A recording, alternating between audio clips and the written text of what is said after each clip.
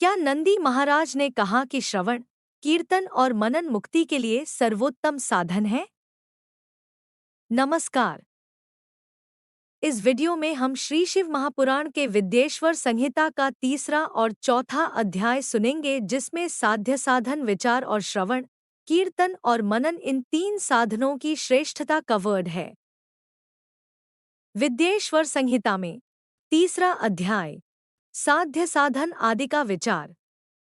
व्यास जी बोले, सूत जी का यह वचन सुनकर वे सब महर्षि बोले, अब आप हमें वेदांत के सार सर्वस्वरूप अद्भुत शिव पुराण को सुनाइए।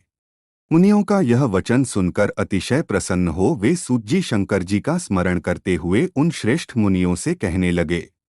सूत जी बोले, आप सब महर्षिगण रोग शोक से रहित कल्याणमय भगवान शिव का स्मरण करके वेद के सार तत्व से प्रकट पुराण प्रवर शिव पुराण को सुनिए, जिसमें भक्ति, ज्ञान और वैराग्य इन तीनों का प्रीतिपूर्वक गान किया गया है और वेदांत वेद्य सद्वस्तु का विशेष रूप से वर्णन किया गया है। हे ऋषिगण, अब आप लोग वेद के सारभूत पुराण को सुने। बहुत काल में पुनः पुनः पूर्वकल्प व्यतीत होने पर इस वर्तमान कल्प में जब सृष्टिकर्म आरंभ हुआ था, उन दिनों 6 कुलों के महर्षि परस्पर वाद विवाद करते हुए कहने लगे, अमुक वस्तु सबसे उत्कृष्ट है और अमुक नहीं है। उनके इस विवाद ने अत्यंत महान रूप धारण कर लिया। तब वे सब के सब अपनी शंका के समाधान के लिए सृष्टिकर्ता अविनाशी ब्रह्मा जी के पास गए और हाथ जोड़कर विनम्र वाणी में बोले, हे प्रभु, आप संपूर्ण जगत का धारण पोषण करने वाले हैं तथा समस्त कारणों के भी कारण हैं। हम यह जानना चाहते हैं कि संपूर्ण तत्वों से परे परात्पर पुराण पुरुष कौन हैं? ब्रह्मा जी बोले, जहाँ से मन सहित वाणी उन्हें न पाकर लौट आती है तथा जिनसे ब्रह्मा, विष्णु, रुद्र और इंद्र आदि से युक्त यह संपूर्ण जगत समस्त भूतों एवं इंद्रियों के साथ पहले प्रकट हुआ है, वे ही ये देव, महादेव, सर्वज्ञ एवं संपूर्ण जगत के स्वामी हैं। ये ही सबसे उत्कृष्ट हैं। उत्तम भक्ति से ही इनका साक्षात्कार होता है, दूसरे किसी उपाय से कहीं इनका दर्शन नहीं होता। रुद्र, हरि, हर तथा अन्य देवेश्वर सदा उत्तम भक्तिभाव से तीन उनका नित्य दर्शन करना चाहते हैं। अधिक कहने की क्या आवश्यकता, भगवान शिव में भक्ति होने से मनुष्य संसार बंधन से मुक्त हो जाता है। देवताओं के कृपा प्रसाद से ही उनमें भक्ति होती है और भक्ति से देवता का कृपा प्रसाद प्राप्त होता है। ठीक उसी तरह जैसे यहाँ अंकुर से बीज और बीज से अंकुर उत्पन्न होता है। इसलिए है द्विजो, आप लोग भगवान शंकर का कृपा प्रसाद प्राप्त करने के लिए भूतल पर जाकर वहां सहस्र वर्षांत तक चलने वाले एक विशाल यज्ञ का आयोजन करें। इन यज्ञप्ति भगवान शिव की ही कृपा से वेदोक्त विद्या के सारभूत साध्य साधन का ज्ञान होता है। मुनिगण बोले, हे भगवन, परम साध्य क्या है और उसका परम साधन क्या है? उसका साधक कैसा होता है? ये सभी बातें यथार्थ रूप से कहें। ब्रह्मा जी बोले, शिवपद की प्राप्ति ही साध्य है, उनकी सेवा ही साधन है तथा उनके प्रसाद से जो नित्य नैमित्तिक आदि फलों की ओर से निःस्पृह होता है, वही साधक है। वेदोक्त कर्म का अनुष्ठान करके उसके महान फल को भगवान शिव के चरणों में समर्पित कर देना ही परमेश्वर पद की प्राप्ति है। वही सालोक्य आदि के क्रम से प्राप्त होने वाली मुक्ति है। उन पुरुषों की भक्ति के अनुसार उन सबको उत्कृष्ट फल की प्राप्ति होती है। उस भक्ति के साधन अनेक प्रकार के हैं, जिनका प्रतिपादन साक्षात महेश्वर ने ही किया है। उसे संक्षिप्त करके मैं सारभूत साधन को बता रहा हूँ। कान से भगवान के नाम गुण और लीलाओं का श्रवण, वाणी द्वारा उनका कीर्तन तथा मन के द्वारा उनका मनन, इन तीनों को महान साधन कहा गया है। तात्पर्य यह कि महेश्वर का श्रवण, कीर्तन और मनन करना चाहिए, यह श्रुति का वाक्य हम सबके लिए प्रमाणभूत है। संपूर्ण मनोरथों की सिद्धि में लगे हुए आप लोग इसी साधन से परम साध्य को प्राप्त हों। लोग प्रत्यक्ष वस्तु को नेत्र से देखकर उसमें प्रवृत्त होते हैं। परंतु जिस वस्तु का कहीं भी प्रत्यक्ष दर्शन नहीं होता, उसे श्रवणेंद्रिय द्वारा जान सुनकर मनुष्य उसकी प्राप्ति के लिए चेष्टा करता है। आठ पहला साधन श्रवण ही है। उसके द्वारा गुरु के मुख से तत्व को सुनकर बुद्धिशाली विद्वान पुरुष अन्य साधन कीर्तन एवं मनन की सिद्धि करे। क्रमशः मनन पर्यंत इस साधन की अच्छी तरह साधना कर लेने पर उसके द्वारा सालोक्य आदि के क्रम से धीरे धीरे भगवान शिव का संयोग प्राप्त होता है। पहले सारे अंगों के रोग नष्ट हो जाते हैं। तत्पश्चात सब प्रकार का लौकिक आनंद भी विलीन हो जाता है। अभ्यास के ही समय यह साधन कष्टप्रद है, किंतु बाद में निरंतर मंगल देने वाला है।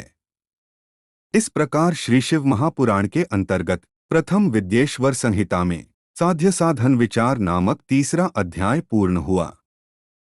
विद्येश्वर संहिता के साध्य साधन खंड में चौथा अध्याय वर्ण, कीर्तन और मनन, इन तीन साधनों की श्रेष्ठता का प्रतिपादन।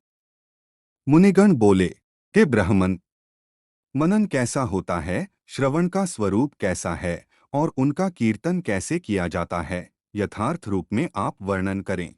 ब्रह्मा जी बोले, हे मुनियो, भगवान शंकर की पूजा, उनके नामों का जप तथा उनके गुण रूप विलास और नामों का युक्तिप्रायण चित्त के द्वारा जो निरंतर परिशोधन या चिंतन होता है, उसी को मनन कहा गया है। वह महेश्वर की कृपादृष्टि से उपलब्ध होता है। वह समस्त श्रेष्ठ साधनों में प्रमुखतम है। शंभु के प्रताप, गुण रूप विलास और नाम को प्रकट करने वाले संगीत, वेदवाक्य या भाषा के द्वारा अनुरागपूर्वक उनकी स्तुति ही मध्यम साधन है, जिसको कीर्तन शब्द से कहा जाता है। हे ज्ञानियों, स्त्री क्रीड़ा में जैसे मन की आसक्ति होती है, वैसे ही किसी कारण से किसी स्थान में शिव विषयक वाणियों में श्रवणेंद्रिय की दृढ़तर आसक्ति ही जगत में श्रवण के नाम से प्रसिद्ध है। सर्वप्रथम सज्जनों की संगति से श्रवण सिद्ध होता है, बाद में शिवजी का कीर्तन दृढ़ होता है और अंत में सभी साधनों से श्रेष्ठ शंकर विषयक मनन उत्पन्न होता है, किंतु यह सब उनकी कृपादृष्टि से ही संभव होता है। सूत जी बोले, मुनीश्वरों, इस साधन का महात्म्य बताने के प्रसंग में मैं आप लोगों के लिए एक प्राचीन वृत्तांत का वर्णन करूंगा, उसे ध्यान देकर आप लोग सुने। पूर्व काल में पराशर मुनि के पुत्र मेरे गुरु व्यासदेव जी सरस्वती नदी के सुंदर तट पर तपस्या कर रहे थे। एक दिन सूर्यतुल्य तेजस्वी विमान से यात्रा करते हुए भगवान सनत कुमार अकस्मात वहां आ पहुंचे। उन्होंने मेरे गुरुदेव को वहां देखा। वे ध्यान में मग्न थे। उससे जगने पर उन्होंने ब्रह्मा के पुत्र सनत कुमार जी को अपने सामने उपस्थित देखा। वे बड़े वेग से उठे और उनके चरणों में प्रणाम करके मुनि ने उन्हें अर्घ्य प्रदान करके देवताओं के बैठने योग्य आसन भी अर्पित किया। तब प्रसन्न हुए भगवान सनत कुमार विनीत भाव से खड़े हुए व्यास जी से गंभीर वाणी में कहने लगे। सनत कुमार बोले, हे मुने, आप सत्य सनातन भगवान शंकर का हृदय से ध्यान कीजिए, तब वे शिव प्रत्यक्ष होकर आपकी सहायता करेंगे। आप यहाँ तप किस लिए कर रहे हैं? इस प्रकार सनत कुमार के कहने पर मुनि व्यास ने अपना आशय कहा। मैंने आपकी कृपा से वेद सम्मत धर्म, अर्थ, काम और मोक्ष की कथा को मानव समाज में अनेक प्रकार से प्रदर्शित किया है। इस प्रकार सर्वथा गुरुस्वरूप होने पर भी मुझ में मुक्ति के साधन ज्ञान का उदय नहीं हुआ है। यह आश्चर्य ही है। मुक्ति का साधन न जानने के कारण उसके लिए मैं तपस्या कर रहा हूँ, हे विप्रेंद्रो। इस प्रकार जब व्यासमुनि ने भगवान सनत कुमार से प्रार्थना की, तब वे समर्थ सनत कुमार जी मुक्ति का निश्चित कारण बताने लगे। भगवान शंकर का श्रवण, कीर्तन, मनन, ये तीनों महत्तर साधन कहे गए हैं। ये तीनों ही वेद सम्मत हैं। पूर्व काल में मैं दूसरे साधनों के संभ्रम में पड़कर घूमता घामता मंदराचल पर जा पहुंचा और वहां तपस्या करने लगा। तदंतर महेश्वर शिव की आज्ञा से भगवान नंदिकेश्वर वहां आए। उनकी मुझ पर बड़ी दया थी। वे सबके साक्षी तथा शिवगणों के स्वामी भगवान नंदिकेश्वर मुझे स्नेहपूर्वक मुक्ति का उत्तम साधन बताते हुए बोले, भगवान शंकर का श्रवण, कीर्तन और मनन, ये तीनों साधन वेद सम्मत हैं और मुक्ति के साक्षात कारण हैं। यह बात स्वयं भगवान शिव ने मुझसे कही है। आठ हे ब्राह्मण, आप श्रवणादि तीनों साधनों का बार बार अनुष्ठान करें। व्यास जी से बार बार ऐसा कहकर अनुगामियों सहित ब्रह्मपुत्र सनत कुमार अपने विमान से परम सुंदर ब्रह्मधाम को चले गए। इस प्रकार पूर्व काल के इस उत्तम वृत्तांत का मैंने संक्षेप से वर्णन किया है। ऋषिगण बोले, हे सूत जी, आपने श्रवण आदि तीनों साधनों को मुक्ति का उपाय बताया है। जो मनुष्य श्रवण आदि तीनों साधनों में असमर्थ हो, वह किस उपाय का अवलंबन करके मुक्त हो सकता है और किस साधनभूत कर्म के द्वारा बिना यत्न के ही मोक्ष मिल सकता है। इस प्रकार श्री शिव महापुराण के अंतर्गत प्रथम विद्येश्वर संहिता के साध्य साधन खंड में चौथा अध्याय पूर्ण हुआ। बोलिए ओम नमः शिवाय। क्या आपको ये महाशिव पुराण का वीडियो पसंद आया? कृपया हमें कमेंट्स में बताएं। इस वीडियो को लाइक और शेयर करें ताकि महादेव का पुराण उनके सारे भक्तों तक पहुंच सके। हमारे चैनल को सब्सक्राइब कीजिए। फिर मिलेंगे अगले शिव पुराण की कथा के वीडियो में।